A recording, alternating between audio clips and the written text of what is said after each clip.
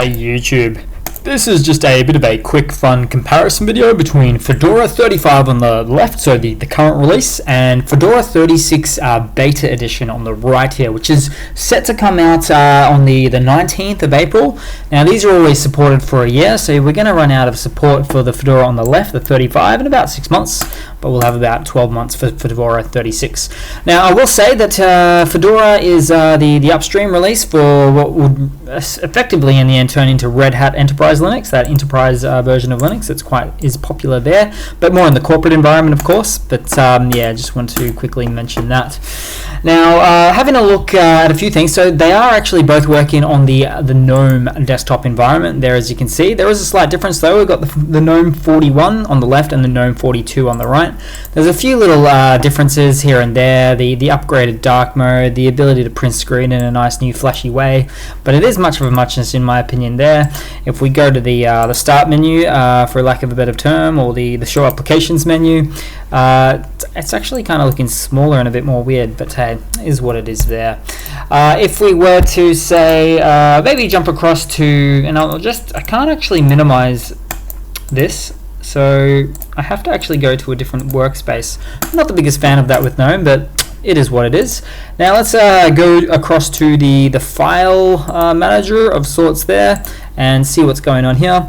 Now this is the nice little blue update there. A little bit prettier than the stock GNOME look with these brown icons. It's not really a feature update per se, but it's just a nice little visual attraction there. Now it is all running on the GNOME files file manager there, otherwise known as Nautilus. But yeah, it goes by many different names, but there it is. So you've always got the version 41 on the left for the version of GNOME, and the 42 in this case on the right, because it's also GNOME 42 for the desktop interface. Now let's have a little bit of a look at the back end. This is where I find it gets a little bit interesting, because we start looking at the kernel version in here. So let's see what's going down there, and we've got the 5.16 kernel on the current release, and then the 5.17 version on the upcoming release. So it's a generation newer, which is nice to see. And that's just nice because Fedora is really on the bleeding edge of things, so you get better support for hardware, all sorts of things there as well, so it's just nice to see. Last but not least is having a look at the RAM usage on boot up. So this will be a bit interesting to see, but we'll take a look. So nothing's really booted in the background, loaded in the background, except for the operating system itself, and we can see that we're running about 1.3 gigabytes of RAM on boot up for the current Fedora 35, quite heavy.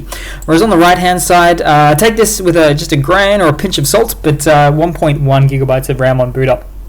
Now it may or may not be optimized. It may change in the next say 20 days or so when the actual official release comes out, but it is looking better on the RAM side of things. Like 1.3 gigabytes of RAM is just too heavy for any operating system. I mean, GNOME is probably, that I'm aware of, the heaviest I guess resource utilizer over any desktop environment, so do be careful if you're running it on an old PC or a netbook or a laptop or whatever the case may be.